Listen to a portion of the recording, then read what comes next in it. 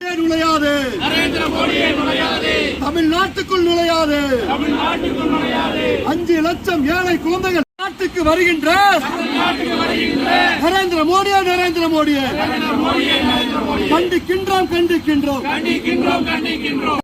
Fund. No entry Modi. No entry Modi. No entry Modi. No entry Modi. No RT fund.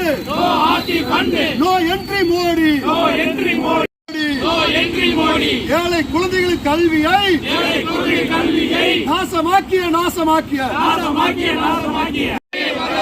தமிழ்நாட்டுக்குள் வராது தமிழ்நாட்டுக்குள் வராது. ஏழை குழந்தை 5 லட்சம் ஏழை குழந்தை கல்வி போச்சு கல்வி அளித்த மோடியே வராதே தமிழ்நாட்டுக்குள் வராது தமிழ்நாட்டுக்குள் வராது.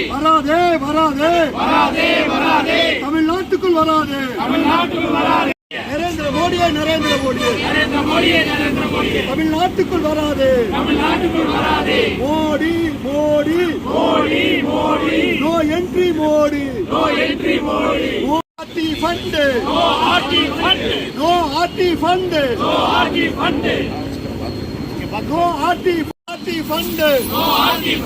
No entry Modi. தமிழக ஏழை குழந்தைகளின் நாட்டில் உனக்கு என்ன வேலை? கல் நெஞ்ச காரா மோடியே குழந்தைகளின் கல்வியை நாசமாக்கும் கல் நெஞ்ச காரா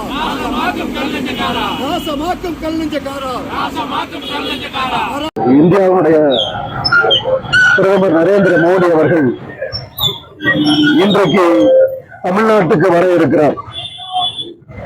இந்த காலகட்டத்தில் தமிழ்நாட்டின் ஏழை குழந்தைகளின் கல்வியை நாசமாக்கிய நரேந்திர மோடி தமிழ்நாட்டிற்கு வரக்கூடாது என்பதற்காக நாங்கள் போராட்டம் நடத்தி இருக்கின்றோம். இந்த வருஷம் 2 லட்சம் குழந்தைகள் வந்து பள்ளிக்கூடத்தில் சேர முடியல. இதுக்கு காரணம் மத்திய அரசு கல்விக்கான நிதியை தரவில்லை. புதிய கல்விக் கொள்கையை அமல்படுத்தினால்தான், தமிழ்நாடு அரசு ஒப்பந்தம் போட்டால்தான் இந்த பணத்தை கொடுப்போம் என்று மத்திய அரசு சொல்லியது. மறுமலர்ச்சி மக்கள் இயக்கத்தின் சார்பாக நாங்கள் நீதிமன்றத்திற்கு சென்றோம். நீதிமன்றத்தில் மிக சிறப்பான ஒரு தீர்ப்பு வந்தது.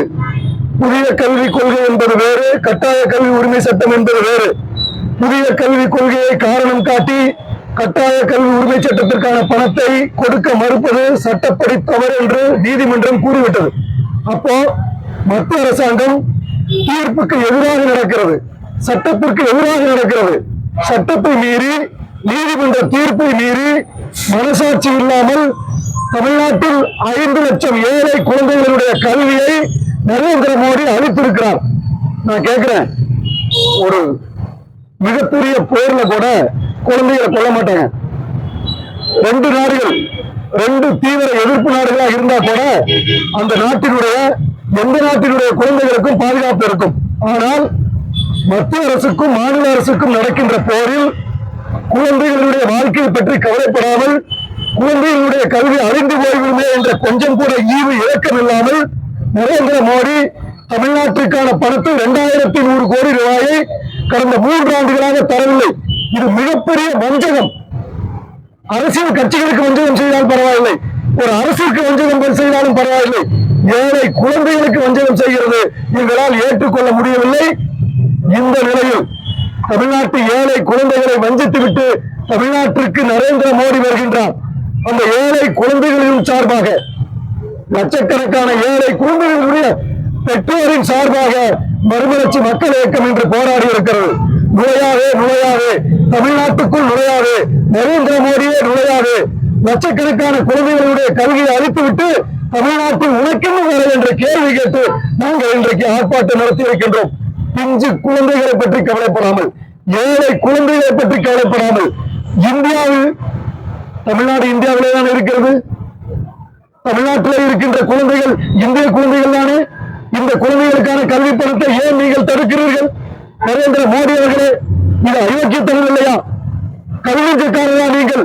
ஒரு நாட்டினுடைய பிரதமர் ஏழை குழந்தைகளுடைய கல்வியை நாசமாக்குவது எந்த நாட்டிலும் நடக்காது.